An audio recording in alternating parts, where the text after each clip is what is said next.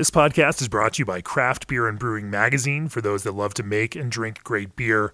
Learn more online or subscribe at beerandbrewing.com or find us on social media at Craft Beer Brew.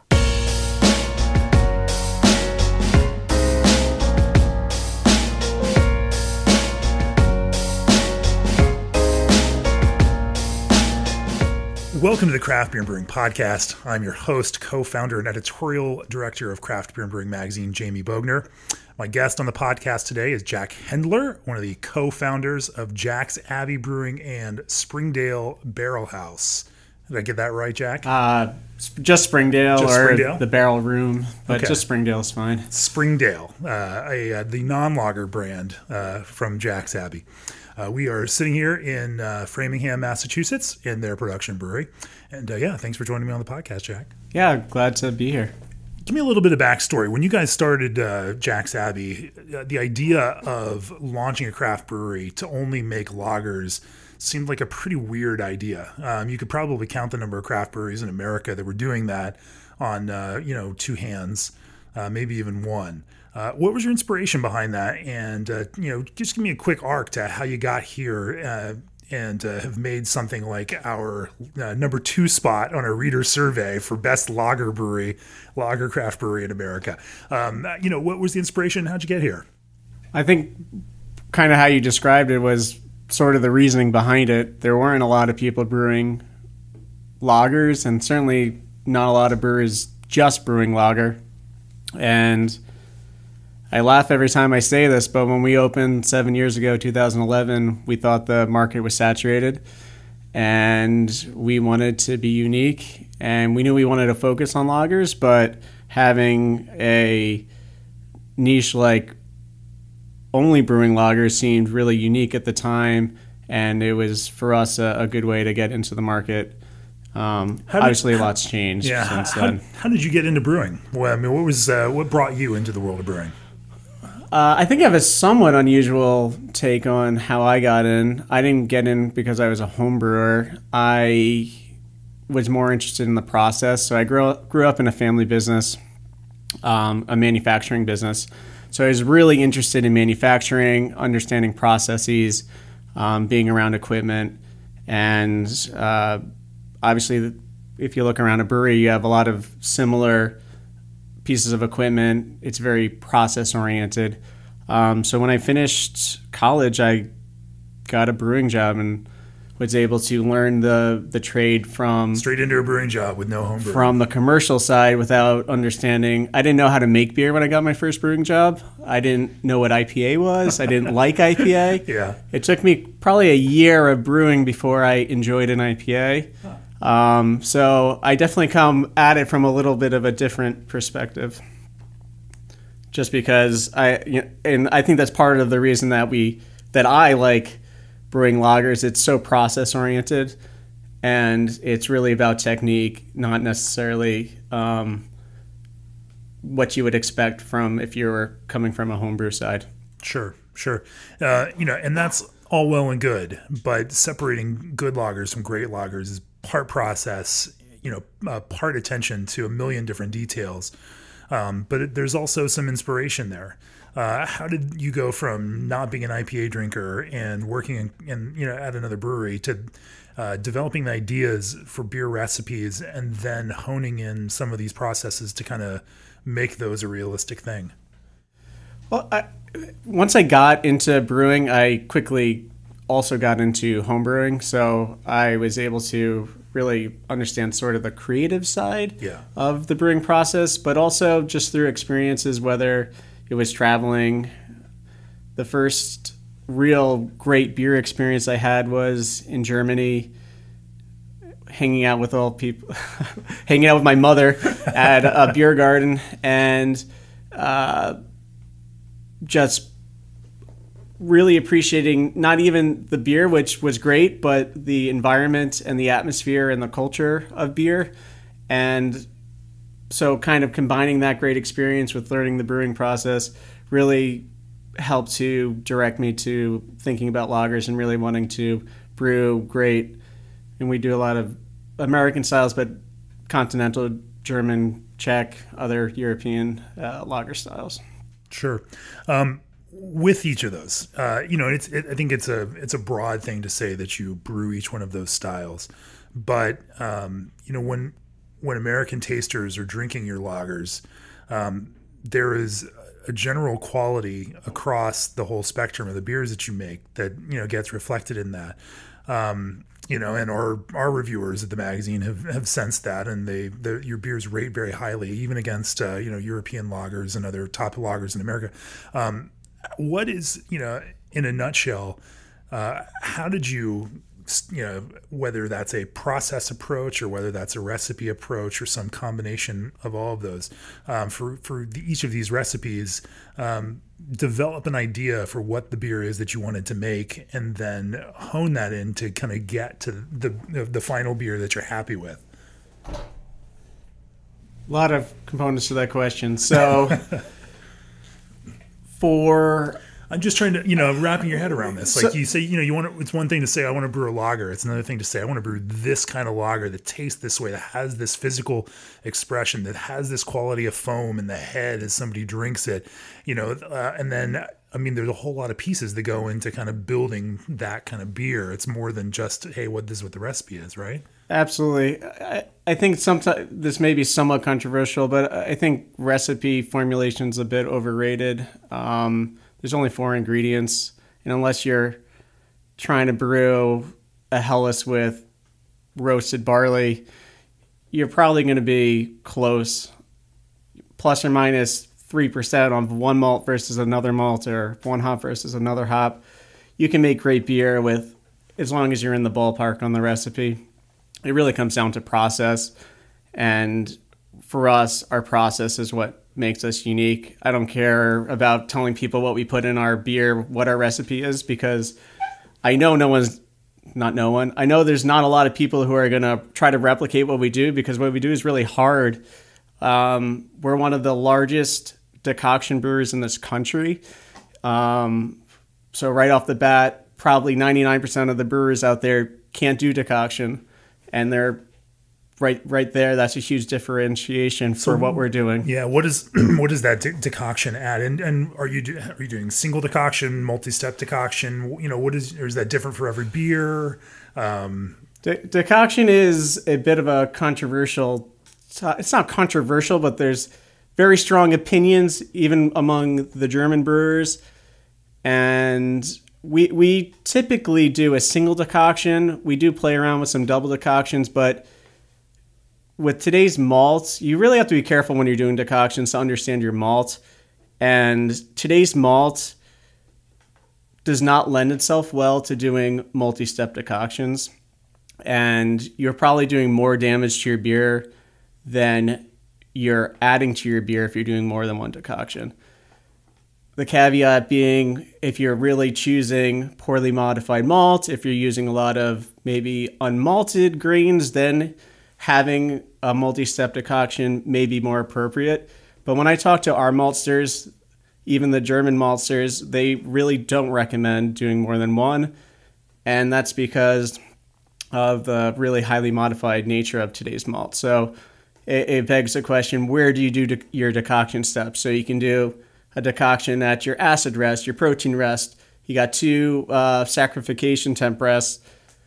But when you start adding more decoctions, you're really adding a lot of time to each step, and you may be over modifying your mash. So you really got to think about what malt you're using, what the recommendation is, and what your final goal is. Because if you over modify, maybe you won't have any head retention. That's probably the number one issue. Is if you're doing a double decoction, you're probably going to have to do some sort of protein rest, or you're going to have a really dry beer because you let it sit in the mash tun for an extended period of time. Yeah. So that's why we sort of avoid the double decoctions, except for some specific beers when we're mainly for having fun, but not for any sort of large production quantities.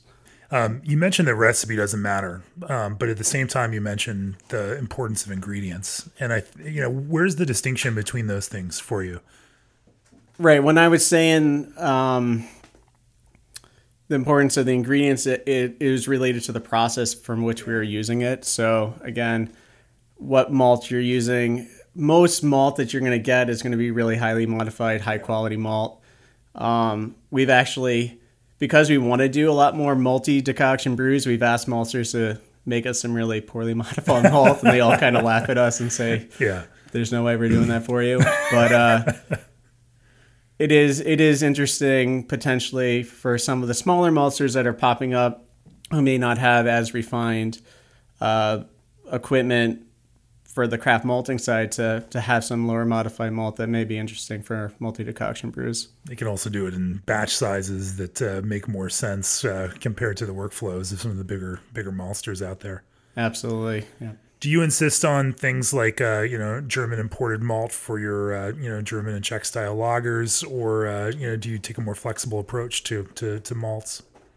We do. So basically how we divide our products is our products that we give a traditional style name to. So if the beer is called a Helles or a Pilsner, we will use all traditional malts from typically German.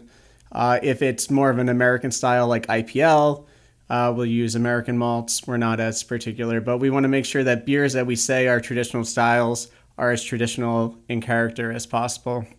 So if it's a traditional style lager, they're all decoction mashed.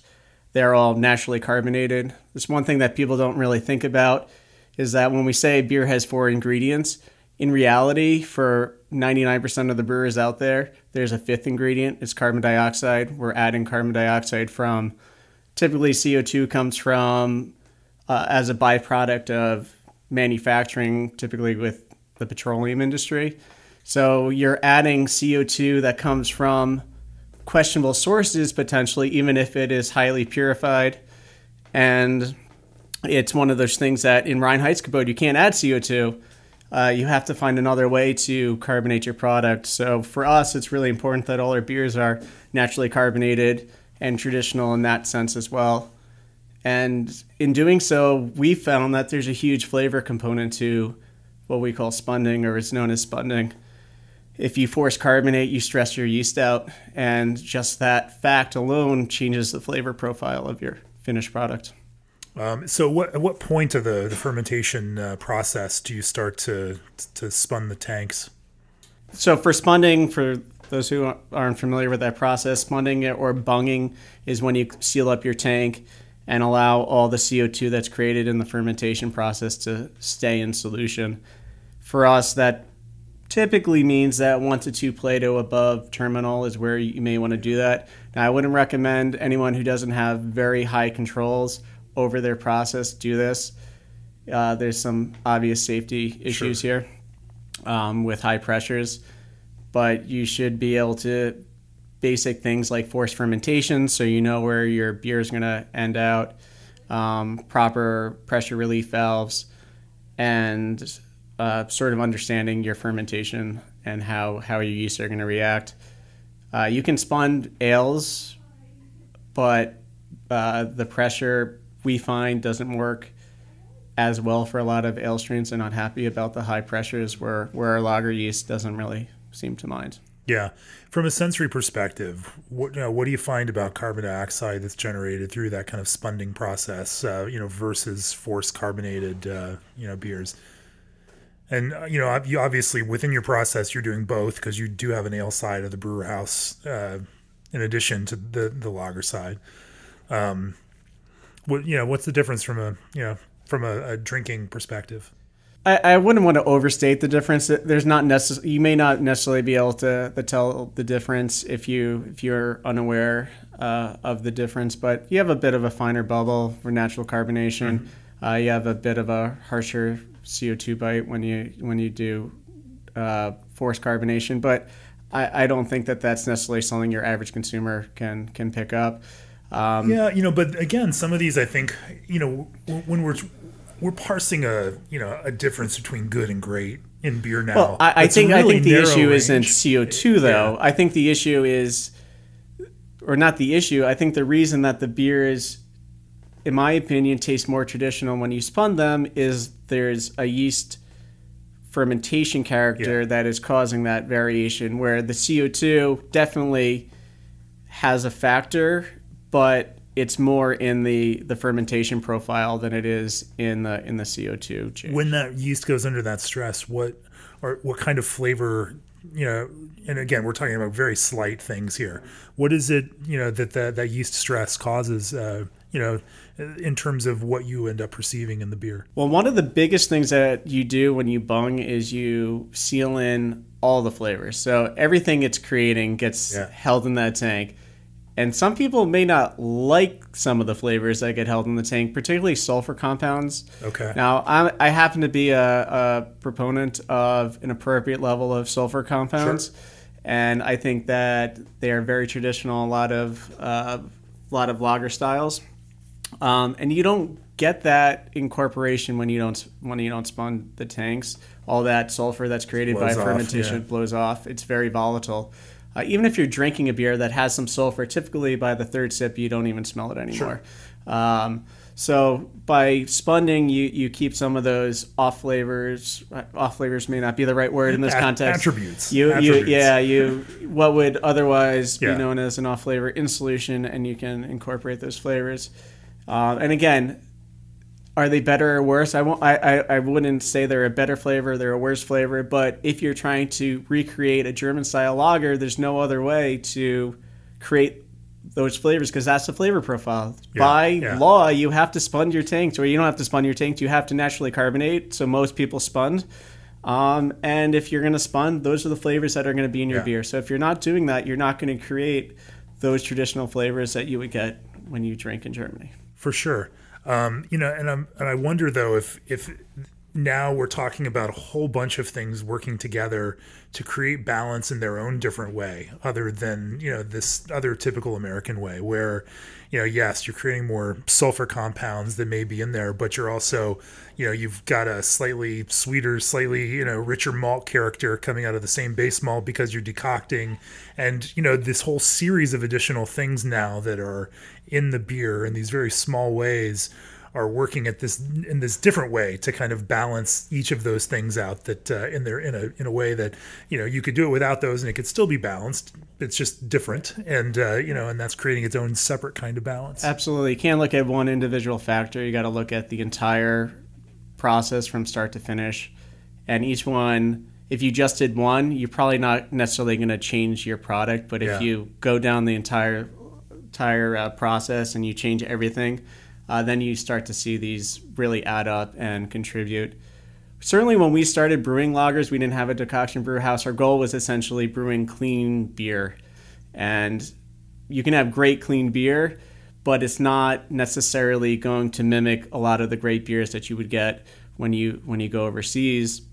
It was really our goal when we built this new facility to be as traditional as possible. Decoction on its own may or may not change your product to a noticeable change. We think it adds flavor and character to our beer, and we can tell the difference between the beers we decoct and we don't decoct. But the other thing I always tell people, decoction doesn't make beer better. It's all personal preference. If you want a traditional German-style lager, decoction is going to be important. If you just want a traditional, great-tasting lager, decoction may not be important. There's plenty of German brewers that don't decoct their beers, and you don't need to create great lagers. But if you want to, you won't be able to create certain flavor compounds without that process. That makes sense. You mentioned a lot that your goal and your vision, with these kinds of lagers, if you're going to put that historical style name on it, is to make something that really, fits the historical conception of that style. This is something I think American brewers struggle with all the time. The idea of trying to, follow some idea of a model. And because, even trying to make it, like when we say German style, Germany's all over the map with how they make these things. That's fair. Czechoslovakia is way all over the map. Belgium, way all over the map with the way that they make things that we might consider traditional styles. And so, when we have things like the BJCP style guide or the GABF, style guide, these things are written in a way that, folks have tried to kind of, find some, middle 20 or 30% of this wide range of stuff and kind of, create a center lane for that. But the actual range of styles and the, where these styles were originally brewed is just much more diverse than that. So like for you, how do you hone in on something then within this breadth of, German examples, for some of these lagers and say, hey, this is what we want. This is the kind of thing that we want to do. And how does, when you make those aesthetic choices about, what that kind of where you want to be with that, how's that, how do you then extend that across your other beers so that they all feel like they're a part of this Jack's Abbey whole and they become, some natural extension of what now people think of as Jack's Abbey? Well, as far as inspiration goes, I travel probably more than my brothers would like me to travel. I go to Germany twice a year, sometimes 3, and I drink as much beer as I can, and I try to get an understanding, big brewers, small brewers, packaged brewers, just draft brewers, brew pubs, and get a understanding of a wide variety of styles and see what products I really enjoy drinking. And we're able to then come back to the brewery here. After we find beer that we really like in Germany, I'm typically going around Franconia, Bavaria, and because we have the facilities here to do a lot of unique things, we're able to recreate a lot of those flavors. So we're taking inspiration. We're sort of getting an idea of what a lot of German brewers are doing. We're talking to them. We're asking them how we can do things differently here, because obviously I come from a brew pub background. I learned how to brew from American brewers, and American brewers typically, at least when I started, were learning from the English brewers, and there was less influence from the German brewers. So we're able to have, through these relationships, particularly from our vendors, from our hop suppliers, our malt suppliers, get a better understanding of how we can brew beer better here in the U.S. Are there any particular ingredients that you've found in your travels that have struck you? Specific malts in particular, that you have been so moved by that you've had to bring them back and start using them in the brew house? I think there's a pretty dramatic difference between Pilsner malt and American two-row malt. We use two-row a lot for our American style beers, but the Pilsner malt is, at least the Pilsner malt that we get from Germany, gives a very different flavor character to your finished beer. It's something that we find it almost to be overwhelming at times, so we don't use it for hoppy beer styles. We think it clashes too much, where the American two-row is much cleaner, gives you more of a opportunity to use hops and get more hop flavor when you use them. Not to say that you can't use hops with Pilsner malt, but you just have to be more careful about how they're interacting and what varieties you're using. What is that Pilsner malt creating in the finished beer in terms of flavors that start to compete with those hops if you were using them in a more hoppy beer? And we shouldn't say hoppy beer because some of the Pilsners that you make are pretty hoppy beers also. Right, yeah. So our Pilsner, our post-shift Pilsner is still a 35-ish IBU beer. We don't dry hop it necessarily. We do a small dry hop version just for the beer hall, but still, that's not. When I talk about we can have a whole conversation. What is IPA today?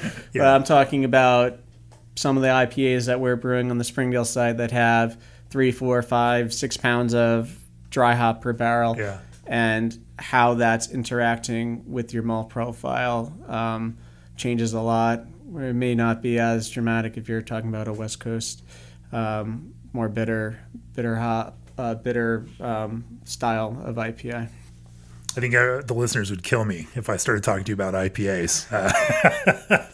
Plenty of brewers out there we can talk to about that. Is there something about that Pilsner malt that if you were to try to use it in an IPA that, what flavors does that Pilsner malt produce that you find, conflict?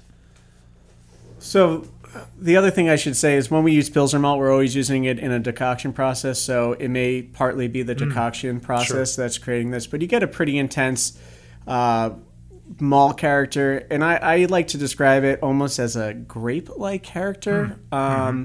So I personally really like that flavor character. If you get a great Helles and it has a light grapey note, it's like, where's that? Is that a yeast fermentation? Is that a hop character?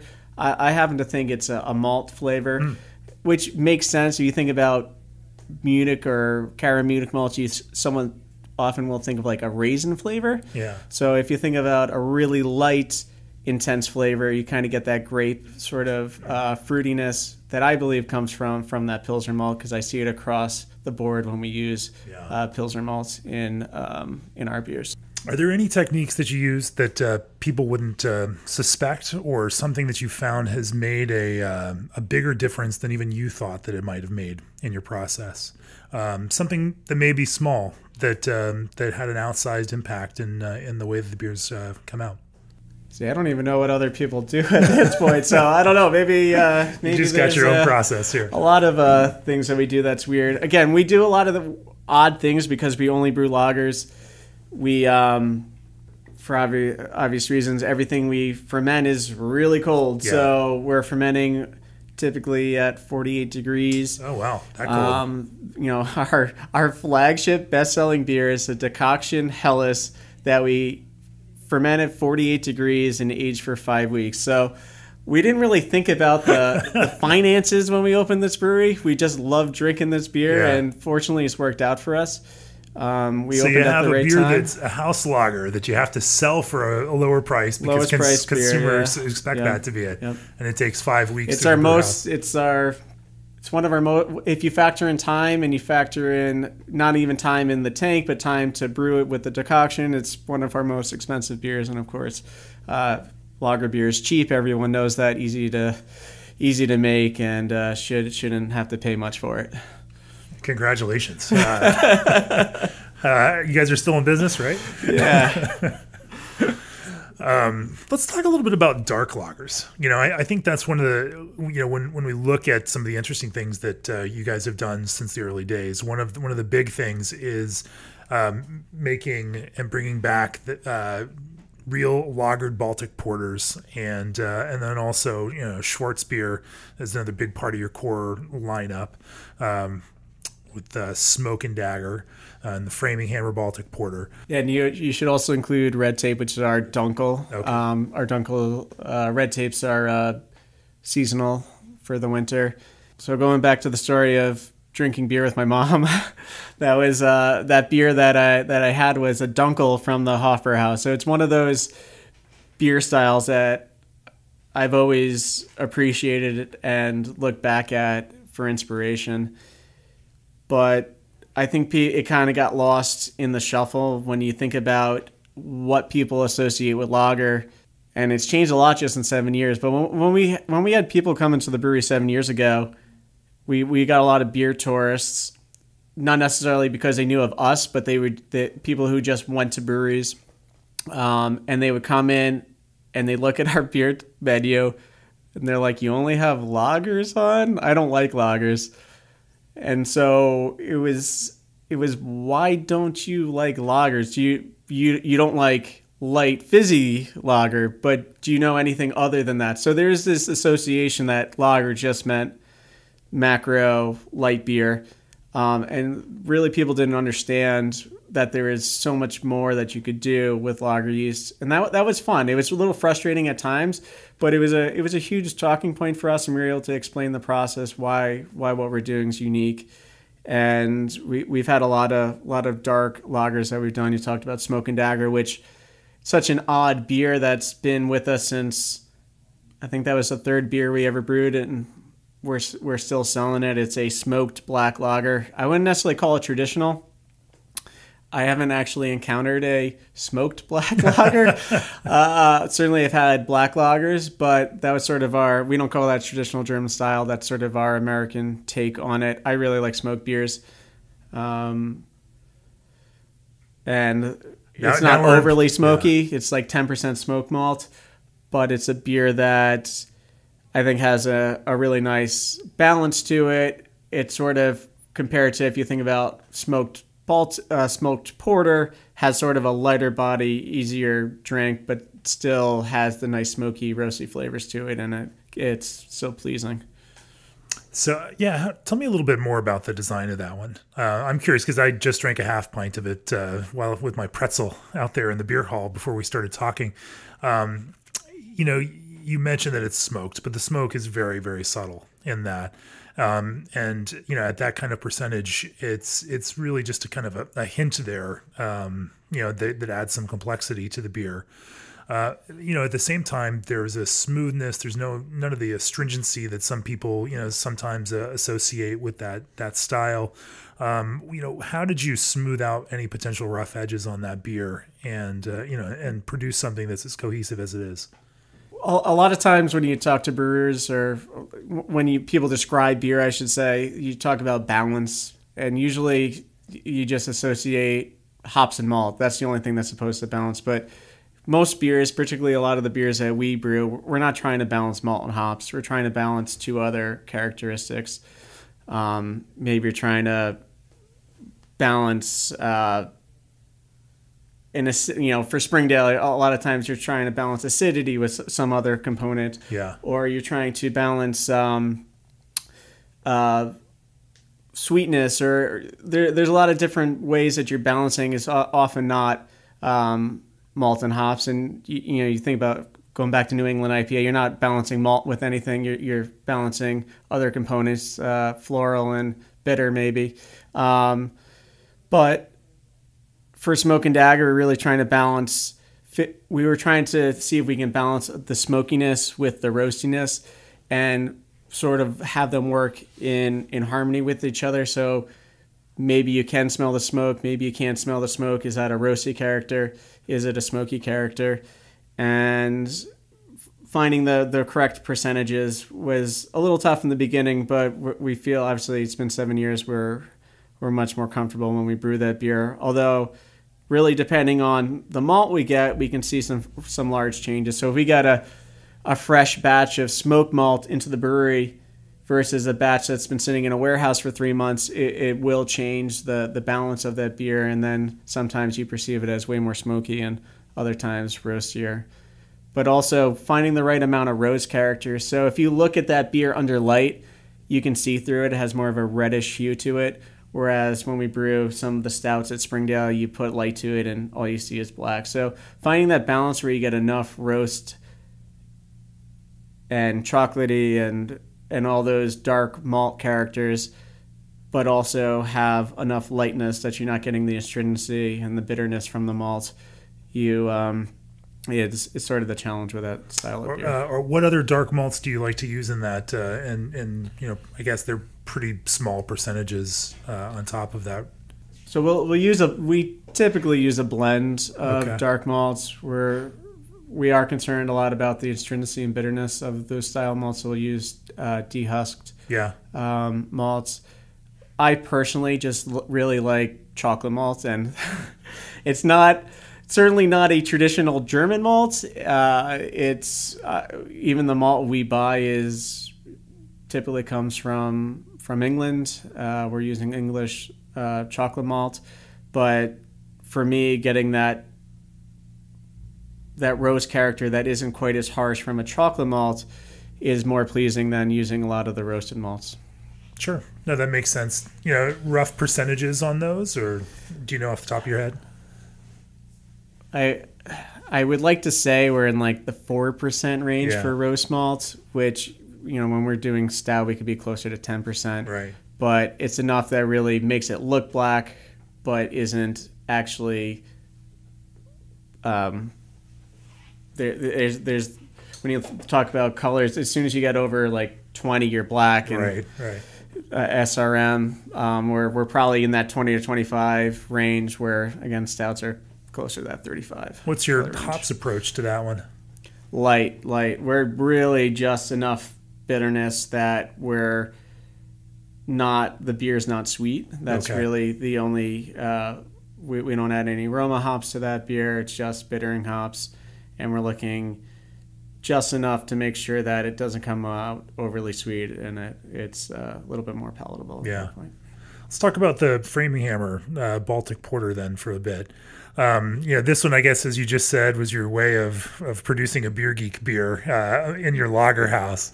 And I guess it's a great corollary to stouts or imperial stouts that beer geeks might otherwise be familiar with. And you've now taken that platform and done all sorts of different barrel aging treatments and adjuncting and gone full pastry on your with your Baltic Porter. Absolutely. But tell me a little bit about the genesis of that and some of your ideas behind how you design that base beer so that that Baltic Porter is a kind of clean palate for all of the flavors that you can then layer on top of it. So there's a lot of different ways to look at barrel aging beer, and we have a lot of ideas over the Springdale side. We do a lot of barrel aging over there. For Framingham in particular, we were looking to balance sort of the bourbon flavor with the Framingham flavor with any of the other flavors that we were adding. Like we have peanut butter and jelly, Sure. We have cocoa nut. We like our puns here. Super mole or mole flavor, coffee, vanilla. I don't know if I got them all there. Do you alter the base recipe for the adjunct that you add to it, or is it a consistent base across the board? It's a consistent base. Yeah. So there's a few things. You've got a 60-barrel brew house, so I imagine you're brewing a bigger batch and then splitting it out into different threads from there. Or yeah, so we're taking the same base beer and we're treating it in similar ways, except for how we're adding ingredients to the barrels that it's aging in. For us, we wanted to make sure, we're always concerned with wood about, there's two things that really damage clean beer is oxygen and bugs, micro issues. So we designed the beer to give it the best opportunity to store well in those barrels. When you say that, what does that mean? So one is the beer is, which you may not be able to tell from the barrel aging process because it changes, is it's a fairly dry beer. So it's definitely not Reinheitsgebot for obviously a lot of those variants wouldn't be, or any of them. But we add a decent amount of sugar to help dry out the beer. That means there's less fermentables for micro purposes. There's also high bitterness, so we're close to 50 IBUs with that beer. Okay. And that also really helps to make sure that the beer stays in check in those barrels. That's interesting because so many stout brewers that are trying to build that chewy body in those barrel-aged stouts are pushing higher and higher Plato beers into those barrels, and 10 or 15 Plato going into in a barrel. And you guys are going, what kind of Plato are they when they go into barrels? Do you know? Off the top of my head, I like to say about 5 to 6. Okay. So they're higher, but it's a 23 Plato beer, so it's still 75-80% attenuation when it goes into the barrel. All beer that goes into a barrel is contaminated. I don't care what any other brewer says. If they're saying it's not contaminated, that's because they didn't test for it. I wrote a story about that for our magazine, that all beer is infected or all beer is contaminated. And I think you're absolutely right. So please tell me more about this. Things live, even when it's filled with 130 proof spirit, there are bugs living in that wood. Yeah. So empty it out, let it travel for a few weeks, let it sit in your brewery until you're ready to fill it. There's nothing you can do to that wood to sanitize it.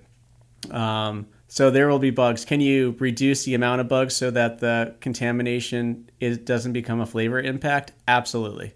But if you say your beer is not contaminated or doesn't have micro that you do not want in there, then you're lying to yourself. We test here all the time. I just want to say amen to that. Yeah. But again, what is acceptable in industry terms? Typically, you're looking at a certain amount of contamination. You know, if you're below a certain threshold, you won't have a flavor impact. It's really a matter how much does a brewer want to roll the dice. We do pasteurize all of our wood aged beers for multiple reasons now. One of them is just the beer is contaminated. It's in wood. You can't sanitize wood. The other issue is that it's bottled on a line that we also use for sour product. Yeah. So we don't want to risk that. We know people are putting these products in their cellar. And where we take that step to ensure quality long term. Oxidation, micro are really challenging when you're working with barrels. So we believe that you should be taking as many precautions to extend the shelf life of that product. Even if we also believe that the beer is ready to consume when we release it. We don't want to be selling beer that someone has to sit on for a year. Sure. That's sort of, we want to be doing all the aging here. That's sort of, we're lager brewers. We're used to letting beer sit around for long periods of time, so that doesn't bother us. But like beers like our Maker series, which is what we call lager wine, is essentially barley wine, but brewed with lager yeast. That beer can sit for 18 months before we release it. So we're willing to sit on beer a long time and to make sure it's ready to go out. So with Framingham, you do lager it before you put it into barrels? Absolutely, yeah. So we lager it, make sure it's passed all our quality checks. So we'd be willing to release that beer non-barrel aged, and then we put that beer into barrels. And we're generally looking at around the 3-month mark for a lot of these. There's a lot of different opinions on how long beer should sit in the barrels. It really depends on what flavor characteristics you're trying to pick up. The bourbon flavor tends to, by week 4 to 6, not increase at that point. And if anything, will start to slowly decline in our experience. But you pick up other flavors. It may not necessarily be the bourbons declining, but the wood character is picking up and taking over. But the biggest concern for us is really oxidation. Yeah. So the longer it sits in the barrel, the more oxidation, the more risk you have to the quality of that beer long term. So we're looking to find the right window where we can pick up enough flavor, but also make sure that the beer isn't going to also turn on us and go bad. Are you using more chocolate malts from England in that one too? Absolutely, yes. Yeah, most of the time when we're doing dark beers, we're doing a blend of 2 to 3 different roasted malts. Yeah. Can you ferment that one with your house lager yeast, or does that one take its own beast?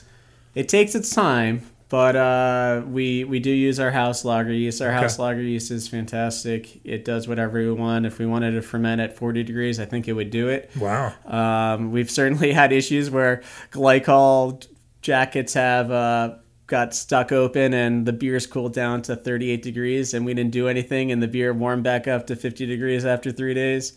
And that was about 3 years ago with our 8.5% double bock. It did that. So if it can do that, it could probably. And the yeast went back to work after that? Yeah, it came back. Wow. We didn't reuse it. We weren't sure how happy it was at that point, but it fermented that beer out and didn't have any off flavors that we were concerned about, and we were able to still package that beer. And I mean, it's still a beer that we give 8 weeks to condition, so it's not like we were rushing that beer, but our lager yeast here is very, very hearty. Let's talk about that a little bit. I did notice as we were taking a walk around the brewery that you've got a lab out there, front and center. Imagine that, doing yeast count and making sure that your yeast is healthy is a pretty hugely important thing for you, especially given the size of your batches. You're brewing out a 60-barrel brew house into 240-barrel tanks, and you can't afford with lagers for those to go bad or for them not to ferment. Tell me a little bit about that process that you've built and how you make sure that you're successful with this stuff. The lab was a commitment from very early on. We've had full-time lab staff, I think, since year 2. We have 4 full-time lab, including one packaging tech, packaging quality tech, so just doing seams and package DO and all those fun end of process testing. But particularly for lagers, again, going back to the process, having a really robust quality program is super important. Our yeast, it's probably going to come back completely opposite of what I just said about how robust our yeast is. Our yeast is really temperamental, unless we're treating it ideally. And temperature is fortunately not one of the things that it's most concerned about. But we have a very, very narrow window for which we can harvest our yeast. We have a very narrow window for which we can pitch our yeast. If we overpitch, if we underpitch, we have very poor fermentations with our lager yeast. Now at Springdale we use a bunch of ale strains, but you throw a Belgian ale strain and at 25% of your ideal pitch rate, and the thing's done fermenting in 2 days. Maybe you have a different fermentation profile than you would at full pitch, but it doesn't care. Where lager yeast, you pitch at 25%, and 3 weeks later you're still trying to ferment the beer. It's not very happy. So it's taken us 7 years. We're still in the process, but it's taken us a long time to really get a strong grip on exactly how we use it, what our standard, our SOP is for harvesting yeast, pitching yeast, what cell counts are appropriate, and being able to monitor it the entire time. You know, one microscope is pretty inexpensive, and it doesn't take a lot of time to figure out how to use it appropriately. You could probably take a 1-day college course on using a microscope, and $100 later you're an expert on cell counts. Every single brewer here, every single cellar guy, everyone in the lab obviously knows how to do a cell count. If no one in the lab is here at 9 o'clock at night and we have to pitch yeast, we're taking a cell count. That brewer is going to know what the cell count is, and if it's under pitched, they can add more yeast. But we can't be taking chances on our fermentations. Yeah. We have to make sure, both from a time perspective, but more importantly, a quality perspective, that every batch of beer is properly pitched, and it's more important for lagers than ales. So you mentioned that. What is that kind of window? A narrow window to pitch, a narrow window to harvest. Are we talking 6, 12, 24 hours, 48 hours? It's not for pitching or for repitching. So again, everyone's going to be different. We're unique because we spun our tanks, right, and our beers are under high pressure. Our yeast is under high pressure. So from the time that we hit terminal to the time that we pitch, we have a 72-hour window here to pitch that yeast again. Okay.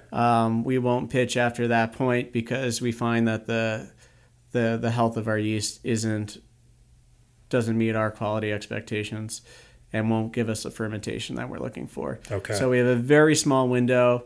Fortunately, we brew a lot of lager here, so we're able to when do you that. Harvest it, do you keep it under pressure? Do you slowly let it off pressure? I mean, how do you keep that from shocking the yeast after you harvest it? Because I imagine if it's coming out. Yeah, so we don't collect yeast. We only do cone-to-cone pitching here. So we're making sure that within 3 days of terminal, it is in another beer. And so it keeps it. Yeast management becomes a big part of our head brewer's job. He's always monitoring how many generations. You don't get a lot of generations out of lager yeast. Yeah. How many generations do you typically go? I mean, I guess that's going to be different depending on how big of a beer you're brewing with it. But we have sort of a standard 5-generation rule. We're willing to go up to 10 if we have a weird situation where maybe we tried to start a new yeast strain, but it hasn't quite taken off how we expected, and we have to go a little higher. But I would say on average 5 or 6 is our sort of max limit for repitching. which is challenging. So every month we're starting a whole new culture of yeast and making sure that it's healthy, ready to go, and can take over for the last one. Do you internally grow that up, or do you bring those in and then grow them up from there, or? Yeah, so we kind of do a hybrid. We don't do it from a slant. The amount of, for us, in our opinion, growing it from a single cell or it's just too much time and effort. Yeah. We get on average anywhere from a 10 to maybe larger size pitch, and then we'll grow it up to a 240 barrel. So it could take 3-4 weeks until we're ready to get that into a full batch here. But we do smaller batches. We have a 60 barrel brew house, but what we'll do is we'll divert 10 barrels of wort. We'll start our culture in there. Yeah. And then we're able to grow it fairly easily through normal brewing techniques versus having to, in a lab, grow up that yeast under lab conditions. That makes sense. Let's shift gears a little bit and talk about Springdale. We mentioned it at the first, but Jack's Abbey, the original company, is lager focused, and you've kept Jack's Abbey all lager. But naturally as brewers, you get curious and you get excited about some other things. You want to make some other beers, and so you launched Springdale as a brand, so that you could ostensibly make sour beer from the non-German tradition, from maybe the Belgian tradition. And you've now also launched some other kind of ales, under that Springdale brand. How did that come about, and how do you maintain that difference between the two? Well, Springdale's a huge project. We currently have 2,500 barrels, brewer's barrels of beer in wood right now. And that was a progression for the last 7 years. So we started with Framingham, and when we emptied out Framingham, we had these barrels, and we didn't know what to do with them. Did we just throw them away? Did we try to find someone to buy them? Could we put beer in them again? And I think it was 2013, we did a fairly large batch of Framingham for us. We had like 20 bourbon barrels left over. We thought it'd be great to try to do a sour beer in those barrels. We had the wood here. So we did a cherry beer, now known as Creek Mythology. And we had 20 barrels. That's 4 years ago, and it just kept on growing. So we had so much fun with it. One of the brewers at the time was really interested in the wood aging, with working with all the bugs. And about 3 years ago, when we moved into this new facility, we had about 200 barrels that had some sort of sour beer project in them. And we kind of came to a point where we either had to dial it back because it was becoming a full-time job, or we had to go for it, expand it, and give it its own time and attention that it deserves. So we decided to open Springdale. We opened in 2016, and we've been significantly expanding it. We walked through that earlier, and again, we have maybe 1,500 bourbon and wine barrels or small format wood barrels, and we have 7, soon to be 10 foeders. And really what we wanted to do with Springdale was give that experimentation a bigger outlet. And we have, I don't even know how many different projects that we have. We probably introduced about 20 different sour beers in 2018. And we're continuing to trial different projects, from different fruits in the barrels to different bugs that we're using to ferment, to different primary fermentation techniques, different secondary fermentation techniques, and we're still learning a lot on that side. But it's really given us that outlet to really be creative, use ingredients that we wouldn't use on the Jack side. And it has to be a labor of love to a large degree, because it's a pretty expensive real estate footprint here in Framingham, Massachusetts, to give as much room as you have to that many sour beer barrels.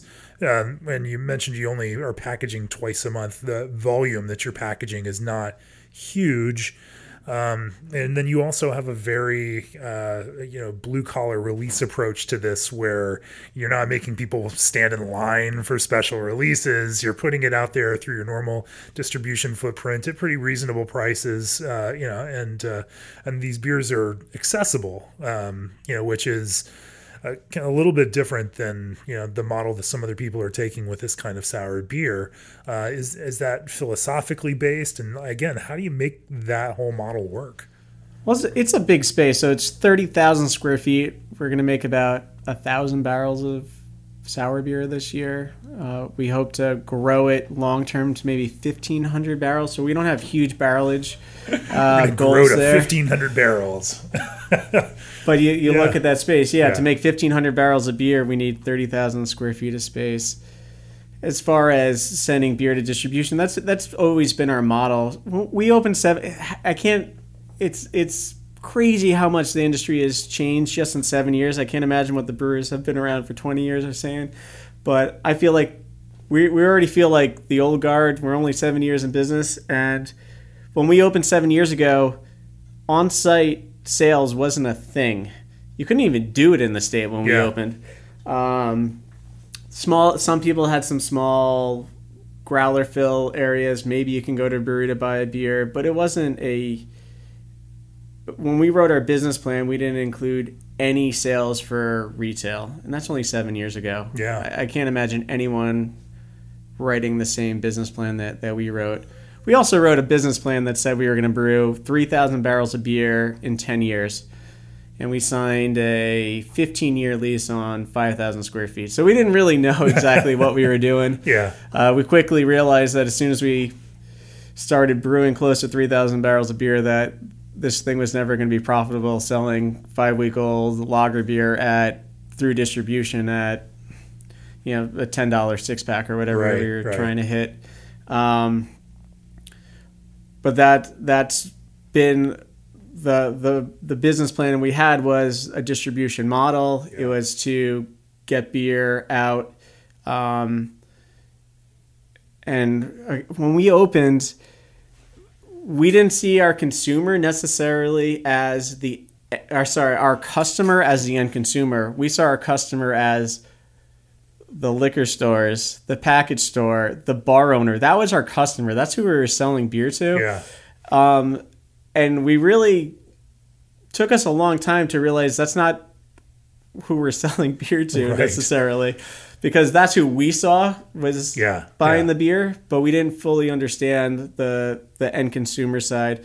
And that's really been something since we've opened, we've spent a lot more time and been able to think about in a different way. What way? How has that changed the way that you? Does it change the way that you approach your product lineup? Does it the way that you package? Absolutely. Yeah. We use for Jack's the beer hall is just an amazing opportunity for us to get new products. When we say beer hall, you have a full-on restaurant with a full kitchen. That's all owned by you all? Correct. Yeah. So we run the beer hall. It's 5,000 square feet, full kitchen, focused mainly on pizza, but we have a number of entrees in there as well. But when we opened Springdale, we made sure that we allocated 5,000 square feet for the Springdale tap room. So we have a very large tap room space. And that was really to bring people in, and having that feedback has been huge for us, particularly on the Jack side. For us, the number one seller 4 to 5 weeks out of the year is going to be our Blood Orange wheat beer, which is a beer we never would have brewed. It's Radler, sort of an odd style of, particularly for distribution here in the U.S. But as a brewery that has a restaurant that has the public coming to us, and they're not beer geeks necessarily, and most of them aren't. They're just locals who want pizza and beer. Blood Orange became such a huge part of what we do at the beer hall that we introduced it into distribution. And that is potentially going to be our number 2 brand this year. So a beer that we wouldn't have brewed 3 years ago is probably our number 2 brand. If it's not number 2 it'll be number 3 for 18. It'll probably be number 2 for 2019. And that experience here really helped us to develop that beer and to launch that beer into the general market. So that it's just been an amazing opportunity for us. It is kind of interesting to see, how those unexpected beers that you never thought were going to become a thing kind of take on a life of their own. And then you get to go run with it as the brewery.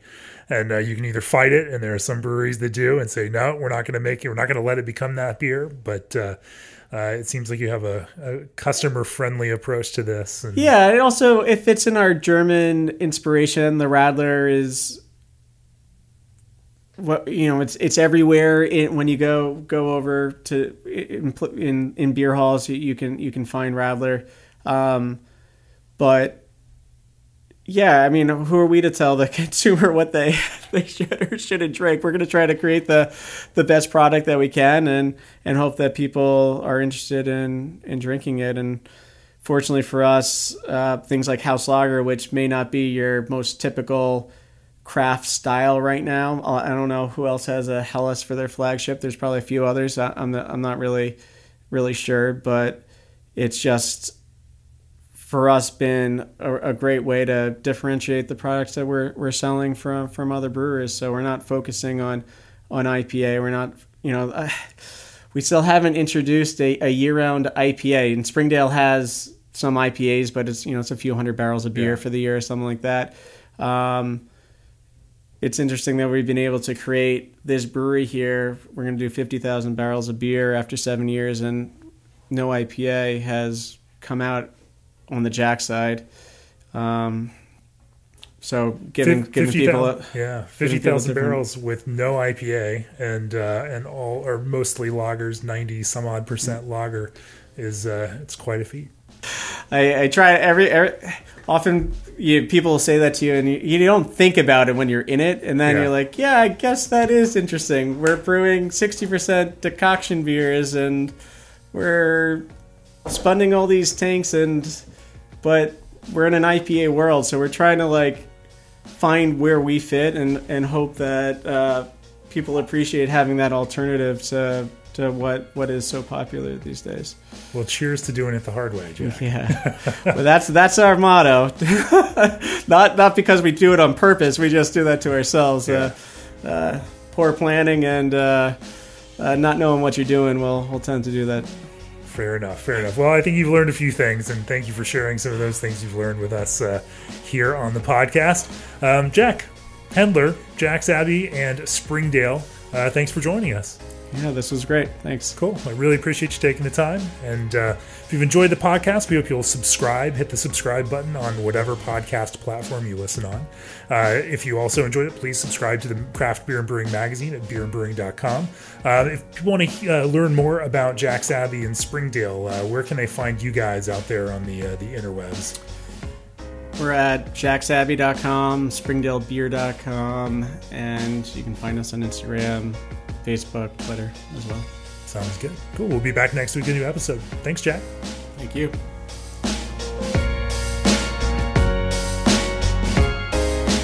This podcast is brought to you by Craft Beer and Brewing magazine for those that love to make and drink great beer.